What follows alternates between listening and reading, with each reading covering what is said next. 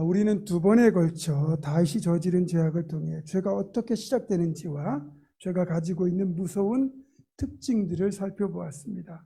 한 번 더 말씀드립니다.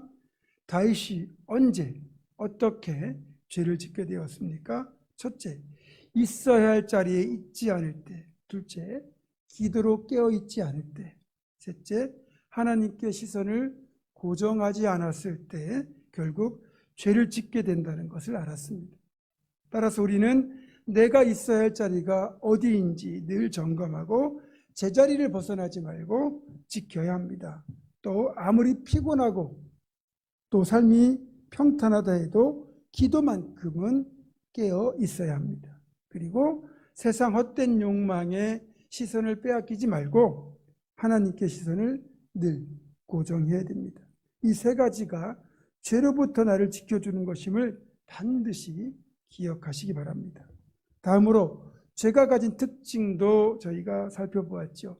죄는 틈만 나면 집요하게 죄악으로 몰고 가는 집착성, 죄를 짓게 만든 뒤 결국 그 죄를 드러내는 고발성, 또 죄가 멈추거나 소멸되지 않고 점점 커지고 퍼지는 확산성, 또 죄는 당대에 그치는 것이 아니라 자녀들, 자손들에게 대물림되는 유전성까지 있다는 것을 살펴보았습니다.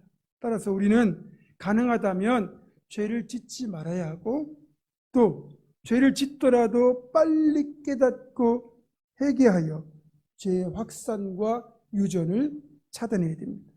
그것이 죄가 가진 후유증, 부작용을 겪지 않는 비결이고 또 죄가 확산되는 것을 막을 수 있는 비결입니다. 죄에 대하여 늘 경각심을 가지고 깨어있는 우리 모두가 되기를 주님의 이름으로 축원합니다. 안타깝게도 다윗은 이렇게 있어야 할 자리를 벗어나 기도하지 않고 엉뚱한 곳에 시선을 고정함으로써 결국 죄를 지었고 또 그 죄를 조기에 차단하지 못하여 죄악의 대상과 범위를 확장시키고 말았습니다. 이제 이어지는 이후의 이야기를 살펴보도록 하겠습니다. 밧세바의 임신으로 인하여 간통죄가 드러날 위기에 처한 다윗은 우리아를 전장에서 급히 불러들여 휴가를 줌으로써 자기가 지은 죄를 은폐하려고 시도합니다. 하지만 충직한 우리아가 다윗의 의도대로 행하지 않는 바람에 결국 은폐 시도는 실패로 돌아가고 다윗은 우리아를 전쟁터에서 적군의 손에 죽게 하라는 편지를 우리아의 손에 들려 군대 총사령관 요압에게 보내게 됩니다. 여러분 생각해 보세요.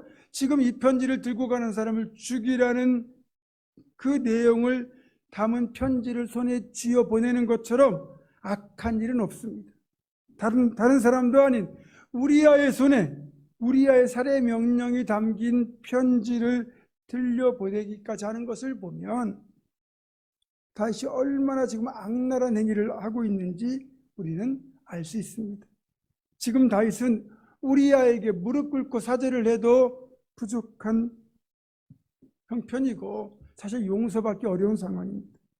그럼에도 불구하고 자신의 죄를 뉘우치기는커녕 왕의 권력을 이용하여 우리아를 죽음으로 내몰고 있는 겁니다. 27절은 이런 다윗의 행위를 여호와 보시기에 악하였더라 이렇게 평가하고 있습니다. 다윗은 지금 악한 행위를 하고 있는 악한 사람인 겁니다. 그렇다면 다윗만 나쁜 놈일까요? 다윗이 우리아의 손에 들려 이 편지를 보냈을 때 그것을 받아본 요압의 반응을 한번 살펴보겠습니다. 요압은 다윗 왕국의 또 하나의 구심점과도 같은 아주 중요한 인물입니다. 다윗 왕국이 이렇게 부강하게 된 데에는 요압이라는 걸출한 장수가 있었기에 가능했다는 게 분명한 사실입니다. 요압은 다윗에게 무척이나 충성하는 인물로서 우직할 정도로 충성합니다. 예전에 자신의 동생 아사엘을 죽였던 것 때문에 다윗의 의사에 따르지 않고 아사엘을 죽였던 원수 아브넬을 개인적인 원한으로 죽인 적은 있지만 그것을 제외하고는 모든 일에 다윗에게 충성을 바쳤습니다. 이번에도 그는 다윗의 편지를 받아보는 순간 다윗이 원하는 것이 무엇인지를 기가 막히게 파악했고, 다윗의 요구대로 우리아를 싸움이 가장 극심한 최전선에 배치함으로써 결국 우리아를 죽게 만듭니다. 정리하면 다윗은 살인을 청부했고 요압은 살인을 자행한 것입니다. 다윗의 행위가 여호와 보시기에 악하였다면 요압의 행위 역시 여호와 보시기에 악한 것입니다. 직접 악행을 저지르지 않았다 할지라도 악행을 방관하고 동조하는 것 역시 동일한 악행임을 잊으셔서는 안 됩니다. 요압도 다윗의 살인 청부가 악한 일인 것임을 분명히 알 수 있을 텐데 그걸 거부하지 않고 어째서 다윗의 요구대로 행하였던 걸까요? 여기에서 내가 진짜 숭배하고 있는 대상이 무엇인지가 드러납니다. 우리는 내가 숭배하는 대상을 위해서라면 물불을 가리지 않고 심지어는 목숨까지도 불사합니다. 하나님을 위해서라면 우리가 모든 것을 다 드리고 내 목숨을 아끼지 않는 것처럼 우리는 자기가 숭배하는 대상을 위하여 모든 걸 드리는 것, 이걸 종교라고 합니다. 이런 관점에서 들여다보면 요압의 신은 하나님이 아니라 다윗인 거죠. 이게 무슨 말인가 하면 요압은 여호와 신앙을 가진 것처럼 보이지만 이렇게 다윗을 위하여 죄를 짓는 것을 전혀 주저하지 않는 것을 볼 때 요압에게는 다윗이 숭배의 대상인 것이고 결국 요압의 종교는 바로 다윗인 겁니다. 무슨 말인지 이해되십니까? 요압은 다윗을 위해서라면 뭐든 할 수 있는 사람입니다. 그래서 다윗의 앞길에 방해가 되는 것이라면 그것이 아군이건 적군이건 사람이건 물건이건 어느 것이라도 다 체거할 수 있는 사람이 요압이라는 겁니다. 그가 암몬 족속과 열심히 싸우는 것도 암몬 족속이 다윗을 모욕했기 때문이고 우리아를 제거하는 것도 자칫 우리아가 다윗에게 방해물이 될 수 있다고 보았기 때문입니다. 좀 더 수위를 낮추어서 요압이 다윗을 굳이 숭배하지 않는다고 해도 어쨌든 요압은 다윗의 맹목적 추종자입니다.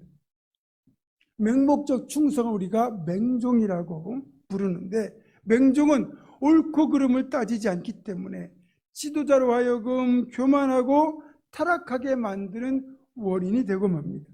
이런 맹목적 충성은 결코 바람직한 것이 아닙니다. 여러분, 진짜 지도자를 아끼고 사랑하는 사람은 지도자가 바른 가치관으로 바른 결정을 할 때는 기쁨으로 따르는 것이고 만약에 지도자의 결정이 내 뜻과 다르지만 그것이 옳은 결정일 때는 힘들어도 기꺼이 따르는 사람입니다. 물론 지도자가 잘못된 결정을 내린다면 아니요 라고 쓴소리를 할 수도 있어야 합니다.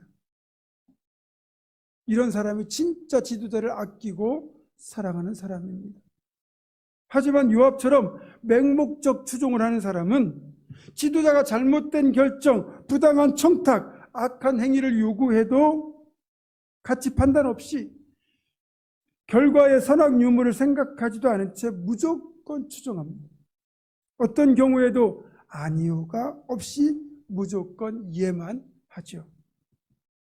이단과 사이비들에게서 이런 맹종이 많이 나타난다는 특징이 있습니다.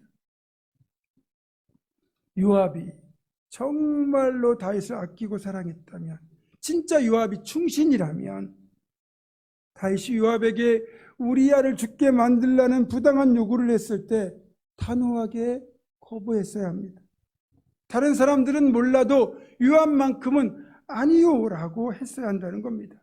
그것이 진정 다윗을 위한 길이었기 때문입니다. 만약에 요압이 다윗의 요구에 아니요 했다면 어떤 일이 벌어졌을까요? 요압 자신이 이 다윗의 범죄에 가담하는 일도 없었을 것이고 다윗의 범죄가 간통죄에서 살인죄로까지 확장되는 일은 막을 수 있었을 겁니다. 적어도 요압이 아니요 했다면 재확산과 확장만큼은 멈출 수 있었다는 거예요. 물론 이렇게 한다는 것이 결코 쉬운 일은 아니죠. 어쩌면 다윗에게 미운 털이 박혀 불이익을 당할 수도 있고 어쩌면 목숨을 걸어야 할지도 모릅니다. 그렇다 해도 요압만큼은 아니요 라고 했어야 했습니다. 그것이 다윗을 위하는 길이고 또 자신을 위하는 길이고 또 이스라엘 공동체의 죄가 퍼져나갈 것을 막는 길이었기 때문입니다. 우리가 잘 아는 금송아지 사건, 출애굽기 32장에 실려 있는 사건인데 이스라엘 백성이 시내산 근처에 도달했을 때 모세가 십계명을 받기 위하여 산 위로 올라가서 40일이 다 돼가도록 내려오지 않으니까 이스라엘 백성들이 모세가 죽었다고 생각합니다. 그리고 모세 대신 자신들을 인도할 하나님의 형상을 만들어내라고 아론을 겁박하게 되죠. 그러자 아론은 백성들에게 금붙이를 가져오라고 하고 그걸 모아서 금송아지를 만들어 놓고 백성들은 그 금송아지를 하나님이라 칭하며 그 앞에서 가나안 우상을 섬기듯 난리법석을 떨게 됩니다. 당연히 하나님이 엄청 진노하셨고 이스라엘 백성들을 다 진멸하시겠다고 말씀하셨습니다. 그나마 자신의 생명을 걸고 이스라엘 백성들을 용서해달라고 죄를 사해달라고 매달렸던 모세의 중보기도 덕분에 이스라엘 백성들이 모조리 진멸당할 위기를 간신히 넘겼지만 만약에 모세의 기도가 없이 하나님께서 그대로 노하심을 이스라엘 백성들에게 진멸로 행하셨다면 그렇게 힘들게 출애굽을 했지만 이스라엘 백성들은 다 광야에서 사라지고 말았을 겁니다. 그러니까 이렇게 이스라엘 민족 전체가 몰살당할 수도 있는 최악의 위기를 초래하는 이 잘못된 요구 앞에서 절대로 이래서는 안 된다고 누군가는 막아서 했다는 거죠. 그런데 금붙이를 모으고 금송아지를 만들어내는 동안 그리고 이스라엘 백성들이 그것을 음란하게 섬기는 동안 도대체 사태가 이 지경이 되도록 다른 사람들은 뭐하고 있던 걸까요? 우리가 알고 있는 당시의 지도자들이라고 할 수 있다면 나름의 신앙의 인물이라고 할 수 있다면 모세와 아론, 훌과 미리암 그리고 여호수아와 갈렙 정도가 있습니다. 여기에서 모세와 여호수아는 시내산에 올라가 있으니까 이 사태에 책임이 없습니다. 그러면 남아있는 아론과 훌, 미리암과 갈렙 정도가 있겠죠. 그런데 갈렙은 아직 이스라엘의 전면에 등장하지 못할 때입니다. 그러면 결국 지도자 그룹에 아론과 훌, 미리암 정도가 남게 되는데 유대인들의 전승에 따르면 이 미리암과 훌은 부부 사이라고 합니다. 그러니까 아론의 매형이 훌인 거죠. 그러면 훌과 미리암은 같은 입장이다 이렇게 보시면 돼요. 결과적으로 그러면 아론과 훌 두 사람이 남는데 실제로 출애굽기 24장 14절을 보면 모세가 시내산에 올라가기 전에 아론과 훌에게 잠시 지도자의 자리를 맡겼다고 되어 있습니다.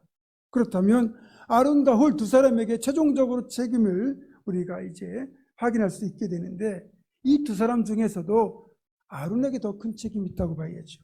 우선 훌보다는 아론이 더 주도적인 위치에 있는 데다가 아론은 모세와 함께 출애굽 초기부터 이집트의 파라오와 대결하면서 그 누구보다 하나님의 전능하심의 손길을 생생하게 목격하고 체험했던 사람입니다.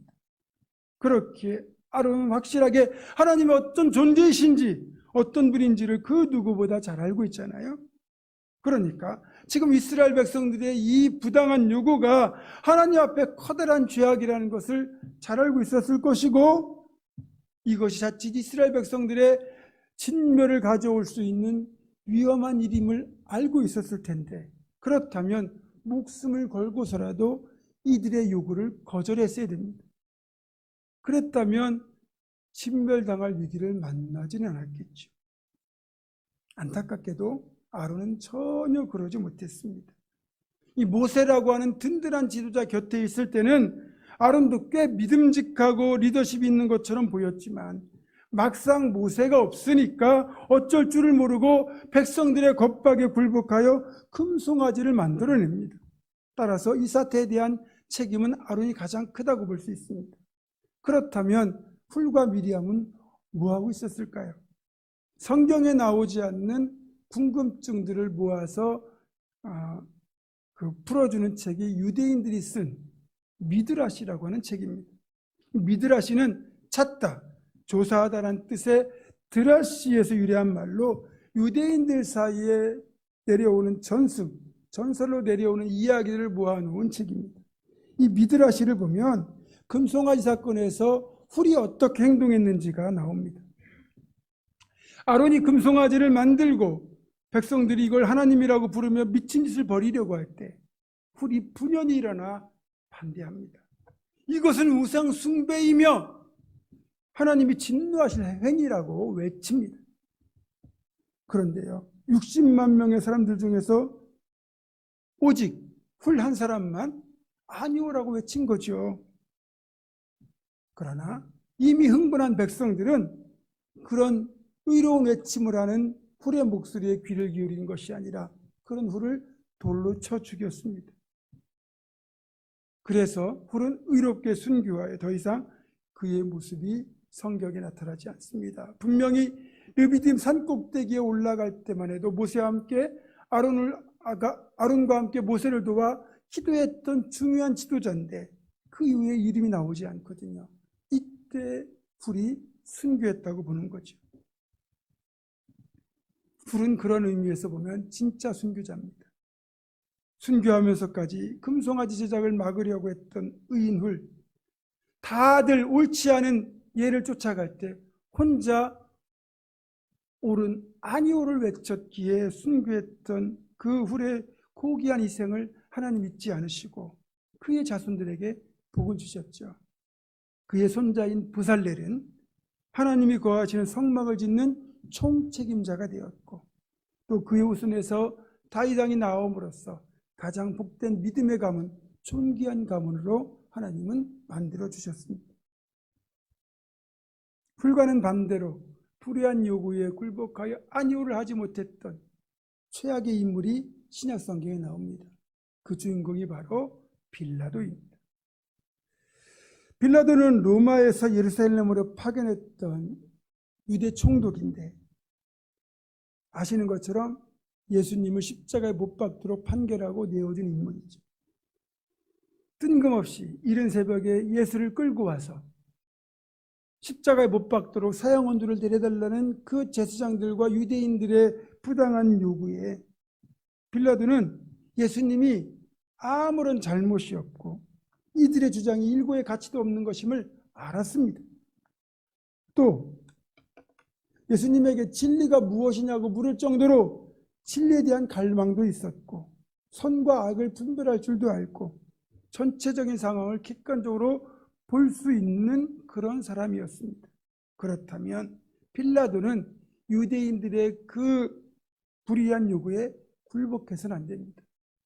하지만 빌라도는 진리를 지키고 정의를 지키기 위하여 아니오라고 하는 대신에 자신의 권력, 지위에 대한 불이익을 염려해서 죄 없으신 예수님을 십자가에 못 박도록 내어주고 맙니다.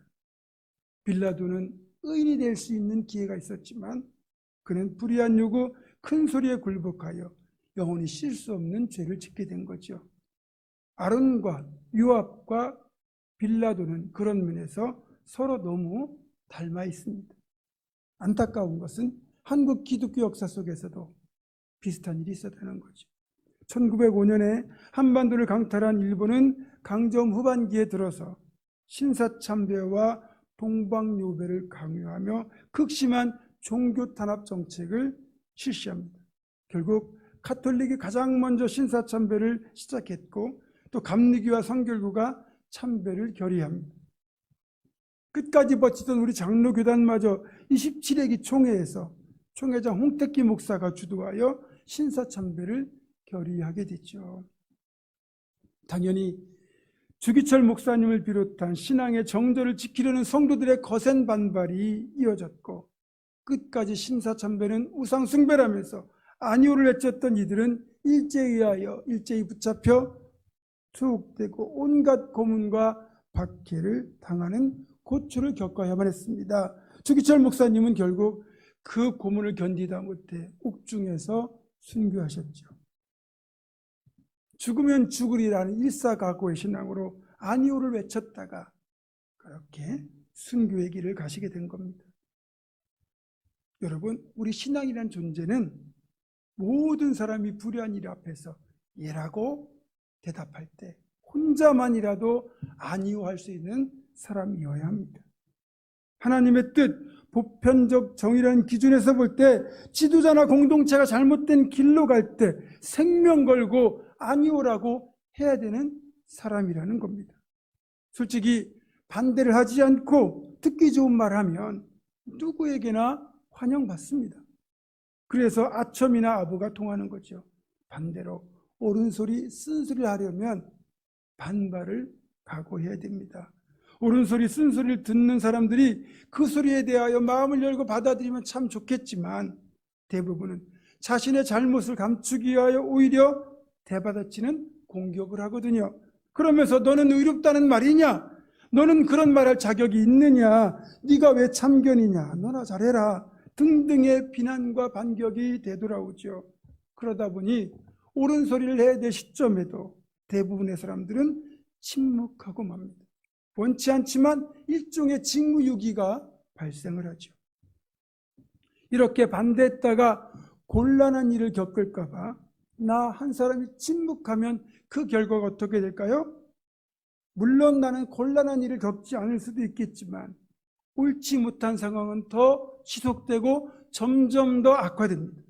이런 일이 반복되면서 불의는 더욱더 활개를 치고 악은 더욱 번성하여 가진 자의 압제와 수탈, 영적 타락과 죄악이 계속되면서 사회와 공동체의 건강성이 급속도로 악화되고 맙니다. 결국 그 여파가 최종적으로 나에게도 타격을 주게 되죠. 따라서 우리는 죄의 확산을 차단하기 위하여 또 지도자와 공동체를 위해서 불의한 일에 대해서 모든 불이익을 감수하고 단호하게 아니오라는 반대의 목소리를 낼 수 있어야 합니다. 죄의 확산을 차단하기 위하여 설령 목숨을 잃는다고 해도 아니오 할 수 있어야 됩니다. 우리 개신교는 가톨릭의 부당한 잘못과 그리고 교황의 전행에 대하여 아니오라고 단호하게 외쳤던 루터의 외침으로부터 시작된 종교입니다. 만약에 루터가 아니오하지 않고 깔뱅이 아니오하지 않았다면 개신교는 존재하지 않았을 것이고 어쩌면 종교는 기독교는 더욱더 타락해서 하나님이 버리셨을지도 모릅니다. 그러나 단호하게 아니오를 외쳤던 루터나 깔뱅 찌빙일 같은 종교개혁가가 있었기에 그렇게 다시 기독교는 정화되고 다시 새롭게 될 수 있었던 겁니다. 말씀을 맺습니다. 지금 이 시대는 자신의 쾌락과 이익을 위해서라면 자존심도 팔아버리고 영혼도 팔아버리는 세대입니다. 이런 세태 속에서 모두가 옳지 못한 예를 대답할 때 옳은 아니오를 우리는 결연하게 외칠 수 있어야 됩니다. 불이익을 당하고 심지어는 생명의 위협을 받게 될지라도 아니오 해야 됩니다.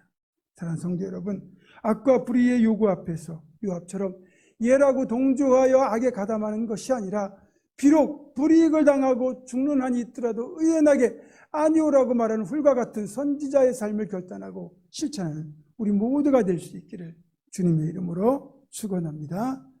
기도하겠습니다. 불의를 미워하신 하나님, 우리가 악과 불의에 동참할 것을 요구받을 때 절대로 타협하거나 굴복하는 대신에 단호하게 아니오함으로써 죄악의 확산을 차단하는 진정한 신앙인으로 살아가게 하여 주시옵소서. 예수 그리스도의 이름으로 기도드립니다. 아멘.